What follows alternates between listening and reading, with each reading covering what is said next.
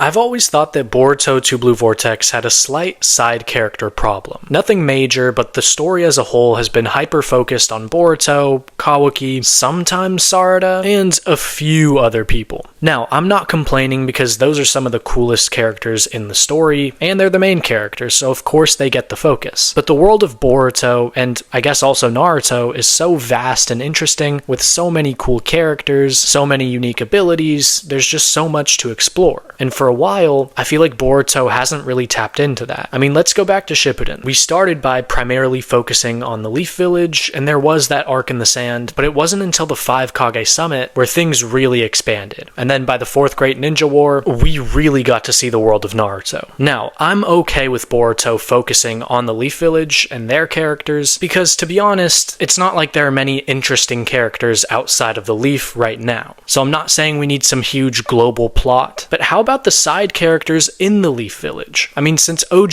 Boruto, I feel like a lot of these guys have been underutilized. That is until maybe now, because in chapter 27, and also chapter 26, Inojin has actually leaped into the spotlight. And look, maybe I wasn't paying attention, but this feels like it was out of nowhere. But regardless, Inojin has a budding romance with Himawari, and now he's working with Kashin Koji and Boruto. But it doesn't stop there, because last chapter, he was using his jutsu to connect Shikamaru with Kashin Koji, and we all thought, hey, maybe that'll be the extent of his role. Maybe he'll just help Boruto remain connected with the Leaf and Shikamaru, and help keep it a secret, and that would have been cool. That would have been a great way to tie him in. But no, they took it one step further in the best way possible. Inojin is now going to work with Kashin Koji to learn a new jutsu for the upcoming fight against Mamushi. As it was revealed in the chapter, this is a jutsu Inojin taught himself in an alternate timeline where Himawari died, and this was basically like his revenge jutsu. So think about this for a second. He crafted this jutsu to take revenge on the Shinju, which has to mean this is going to be a crazy jutsu. Now, before theorizing what this possibly could be, I just want to take a step back and appreciate that they are giving Inojin this level of importance. I mean, what a pleasant surprise to know that a character who essentially hasn't done anything in the entire Boruto story is now going to be front and center with Boruto for at least an arc. And this has to mean that there's hope for other side characters too, right? Take Konohamaru, for example. This guy was supposed to be the Naruto regen, but he's been pretty much irrelevant for the entire Naruto and Boruto story. Like, sure, he was Boruto's captain, but he didn't do much. Compare that to Naruto's captain, and you know what I mean.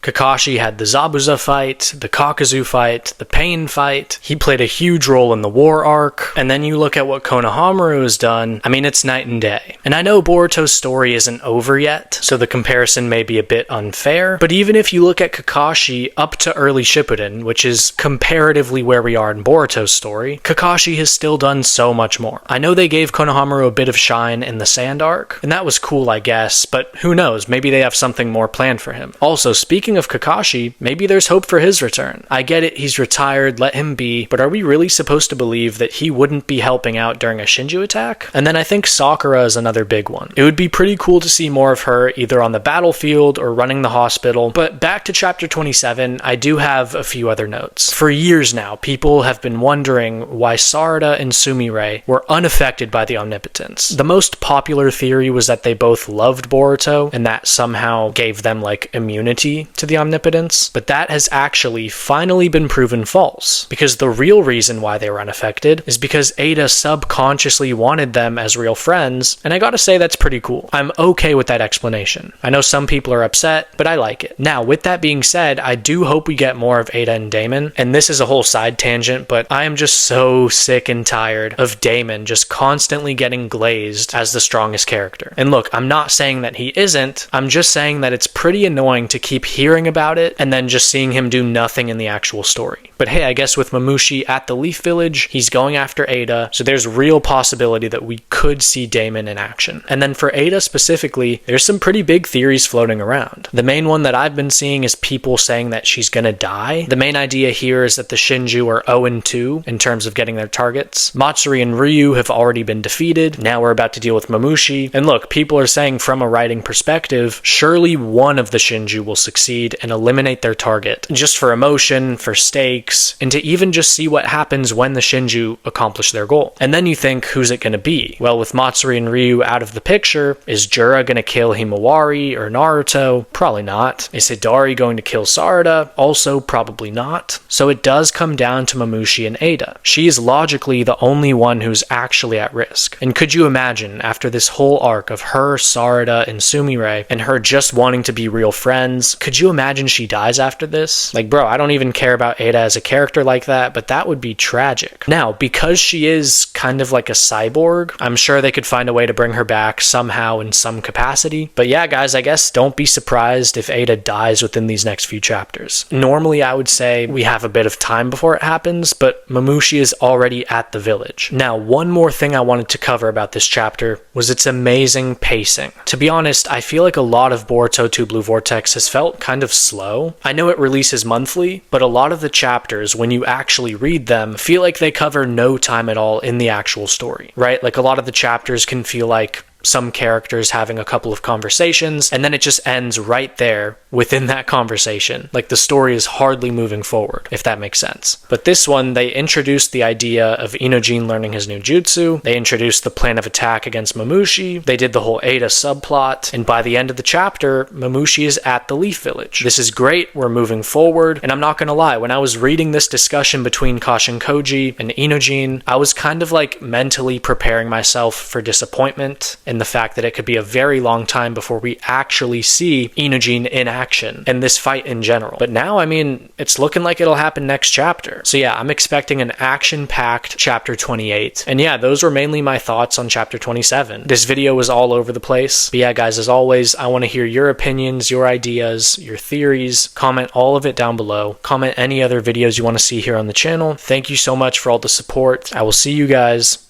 in the next video.